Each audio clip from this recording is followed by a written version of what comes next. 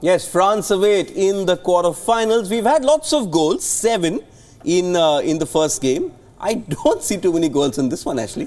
No, on paper we would think that. Obviously Uruguay not conceded yet, and Portugal have conceded a lot, but they do set up nice and defensive. You know, go back to the Euro Championships that they won, they kept quite a few clean sheets, and they do get themselves organised into 2 tight banks of 4. One of the strikers will drop in, leaving Ronaldo up front on his own, so it becomes like a 4-4-1-1 as well. So nice and compact and a deep line, so you might see a little bit of a defensive, a cagey game. But like we've seen, once somebody scores, it's a knockout and things start to open up. So it's all right saying it's cagey until there's an early goal. Yes, they've relied a lot on their grit as well, Eugene, have Portugal. But as you're saying, is that the template which it's worked for them in the Euros, and that's the one they're not deviating from in this World Cup as well? Nick a goal here and there, perhaps take it to penalties? I think they understand that they haven't really got the quality that's needed to experiment other kind of formations. So like coach said, they would defend and expect a goal out of the extraordinary. Okay. Let's look at the lineups for this game then. The game which starts in about 45 minutes from now. Let's start with Portugal. And 3 changes for Portugal from the side that drew 1-1 against Iran in their last group stage game. Bernardo Silva comes in for Ricardo Quaresma. Ricardo Pereira replaces Cedric Soares at right back. And Gonzalo Guedes is preferred up front alongside Ronaldo to Andre Silva. What do you make of these changes, Ashley?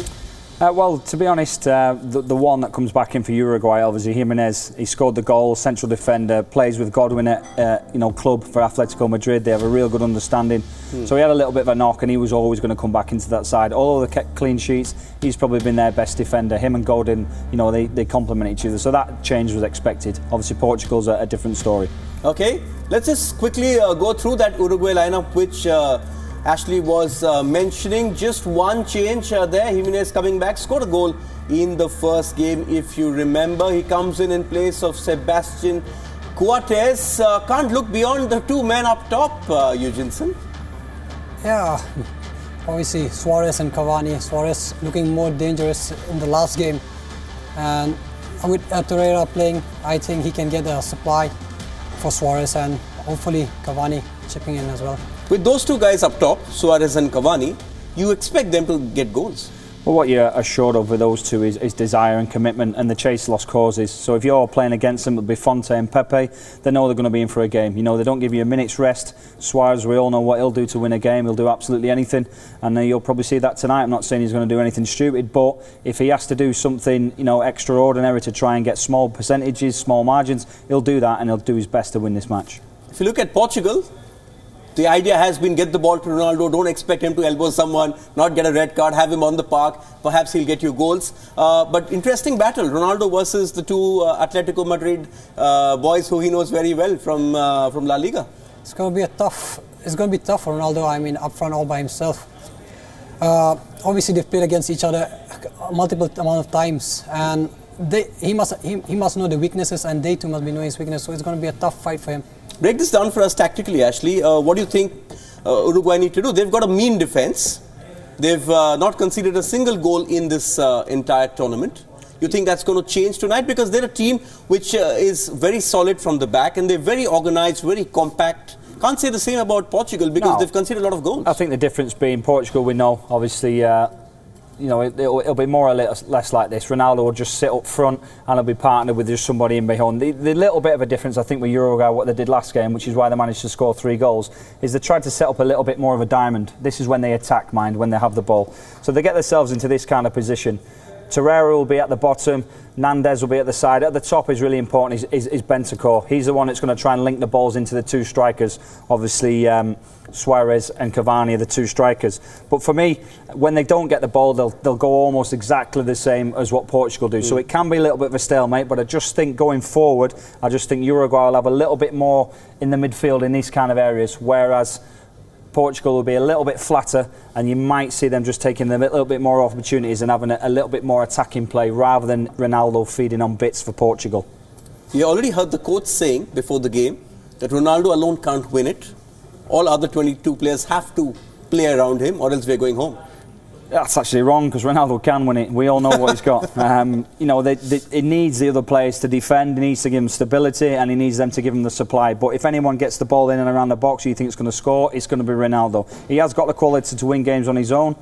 people say that about Messi, it's not quite fired, but a full flying Messi does damage, and so does a full flying Ronaldo. So for me, if they don't concede, they've got a chance, because Ronaldo's always capable of scoring. His great rival Messi is going home. That'll fire him up to get to the next round, get one more brownie point. He's motivated enough. I think he knows that it's now or never for him to get this cup. So he wants to achieve that, and he's going to be very, very motivated for this one. I'm just hopeful that the team can support him. Can his team support him? Can you give us a prediction? Where do you think this one's going, Eugeneson? I'm putting you on the spot. 1-0 Portugal. 1-0 Portugal. That's going to be that kind of a game? Or you think Uruguay have enough? I think this one could go all the way. We could be seeing extra time here. I think if I had to back a win, I would back Uruguay, but it would not surprise me if this is a draw, the way they're both quite defensive-minded. If it goes to penalties, that's what suits Portugal a lot. Okay, almost out of time on this edition of Theatre of Dreams. I'm quickly going to show you the schedule for Sunday. The first of the round of 16 clashes on the third Sunday of this World Cup comes from Moscow. The host Russia take on 2010 champion Spain, with both teams struggling after a disappointing end to the group phase. Russia have the home support, Spain have the pedigree. Now the second kickoff is from Nizhny Novgorod and sees dark horses Croatia take on Denmark. Both teams rarely get to the quarterfinals of a World Cup, so expect a lot of intent, especially the Croats, who are looking to emulate the class of 1998. With that, we come to an end of this edition of Theatre of Dreams. Lionel Messi's World Cup dreams are over, but the tournament has seen France in all their splendour, something that was missing earlier on in the tournament. Time for me to thank Ashley Westwood and Eugeneson Lyngdoh. I leave you with a programming reminder to join us at 6:30 p.m. IST on Sunday as we look ahead to those games and also reflect on the result in the Portugal-Uruguay game. They've given their predictions. Let's see how that pans out.